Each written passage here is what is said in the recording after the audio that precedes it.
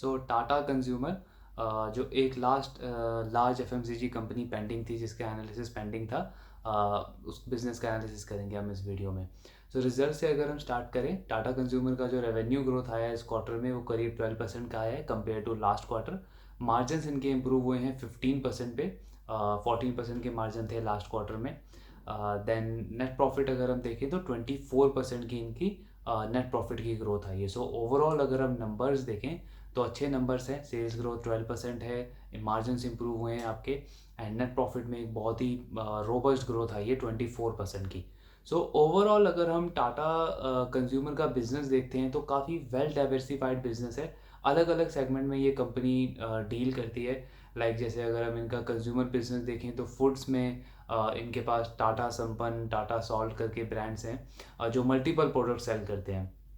Beverages में टाटा के पास Tata T है, टाटा कॉफ़ी है, जो ना सिर्फ इंडिया बल्कि ग्लोबली यूएस में, यूके में, कनाडा में, तो इंटरनेशनल मार्केट में भी काफ़ी अच्छा प्रेजेंस है इनके बेवरेजेस बिजनेसेस का।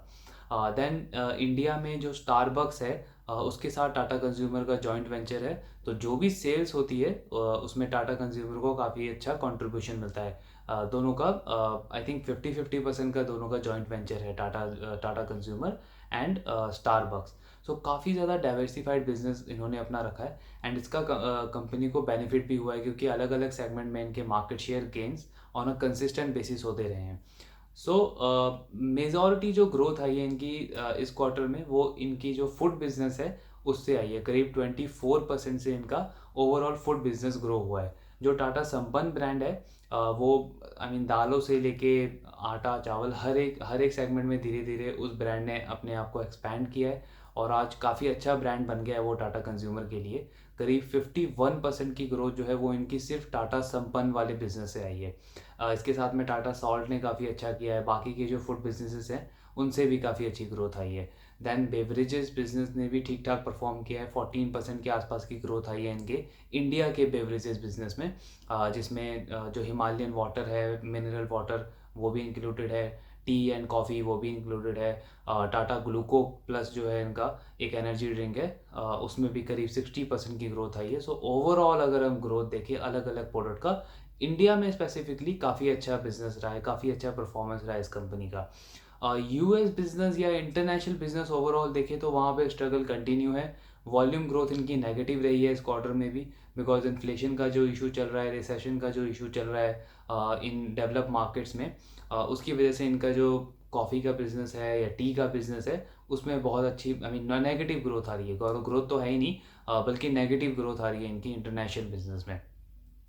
जो पिछले 1-1.5 साल में टी के और कॉफ़ी के, यानी कि जो कमोडिटी है, इनके प्राइसेस काफ़ी कम हुए हैं, जिसका बेनिफिट हुआ है टाटा कंज्यूमर को, और इसकी वजह से इनके मार्जिन्स में बहुत अच्छा इंप्रूवमेंट हुआ है।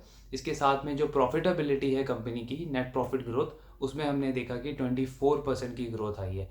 सो करेंटली इनका जो परफॉर्मेंस है वो काफ़ी अच्छा है। पिछले कुछ क्वार्टर में हमें दिख रहा था इंप्रूवमेंट हो रही है, और इस क्वार्टर में ठीक ठाक इंप्रूवमेंट हुई है। बट आउटलुक वाइज अगर हम बात करें तो बहुत अच्छा आउटलुक दिख नहीं रहा है।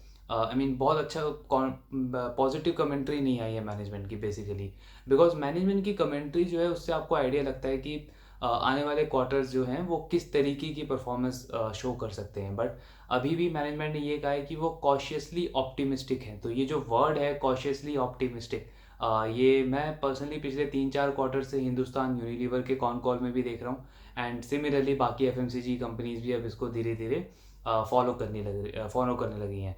सो कॉशियसली ऑप्टिमिस्टिक का क्लियर मतलब है कि मैनेजमेंट ना तो ये कह रहा है कि हम नेगेटिव हैं और आउटलुक को लेके, ना वो ये कह रहे हैं कि हम बहुत ज़्यादा पॉजिटिव है आउटलुक को लेके।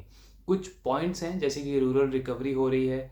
सो ये कुछ पॉइंट्स दिए हैं मैनेजमेंट ने जिनसे उनको लग रहा है कि आने वाले क्वार्टर्स में परफॉर्मेंस अच्छी हो सकती है, वॉल्यूम ग्रोथ और अच्छी हो सकती है। बिकॉज इस क्वार्टर में भी इनका ओवरऑल बिजनेस नंबर तो हमें ठीक ठाक दिख रहा है, बट अगर हम वॉल्यूम ग्रोथ की बात करें तो वो सिर्फ 6% का वॉल्यूम ग्रोथ रहा है इनका इस क्वार्टर में, एंड वो भी मेजॉरिटी जो ग्रोथ है वो फूड बिजनेस से आई है इनकी। जो बेवरेजेस बिजनेस है उसमें कुछ खास परफॉर्मेंस रहा नहीं है इनका। सो वहाँ पे स्ट्रगल कंटिन्यू है। इंटरनेशनल मार्केट में तो स्ट्रगल चल ही रहा है इनका। दैट्स वाई मैनेजमेंट ने कहा है कि कॉशियसली ऑप्टिमिस्टिक है ये अपने फ्यूचर को लेके, आउटलुक को लेके। एंड इसके बाद में जो मॉनसून है वो कैसा प्ले आउट करता है, वो भी एक कंसर्न है मैनेजमेंट के लिए। तो ये जो 2-3 चीज़ें हैं, ये क्लियरली इंडिकेट कर रही है कि मैनेजमेंट बहुत ज़्यादा बुलिश नहीं है आने वाले कुछ क्वार्टर्स को लेकर के। Although compare to other FMCG companies, अगर मैं टाटा कंज्यूमर को रेट करूं, सो पर्सनली मुझे ये बिज़नेस थोड़ा ठीक लगता है, कंपनी थोड़ी ठीक लगती है, बिकॉज इनके ग्रोथ बिजनेसेस काफ़ी हैं, इंटीग्रेशन काफ़ी अच्छा है इनका। जो जॉइंट वेंचर है टाटा स्टारबक के साथ में, वो काफ़ी अच्छा प्ले आउट हो रहा है, बिकॉज 21% की रेवेन्यू ग्रोथ है इनके स्टारबक वाले बिजनेस में। एंड जैसे जैसे हमारी पर कैपिटा इनकम बढ़ रही है, जो कंजम्पशन क्राउड है, जो एस्पिरेशन क्राउड है इंडिया का, वो प्रेफर करता है इस तरीके की प्रीमियम लोकेशन पे जाना। सो वहाँ ये जो 3-4 चीज़ें हैं, वो ये बिज़नेस काफ़ी अच्छा कर रहा है। ओवरऑल एवरेज रिजल्ट है, आउटलुक भी कुछ खास नहीं है, एंड स्टॉक क्वालिटी 80 के पी मल्टीपल पे है। सो लेट्स चेक आने वाले क्वार्टर्स में कैसी परफॉर्मेंस रहती है इस बिज़नेस की। Thank you very much.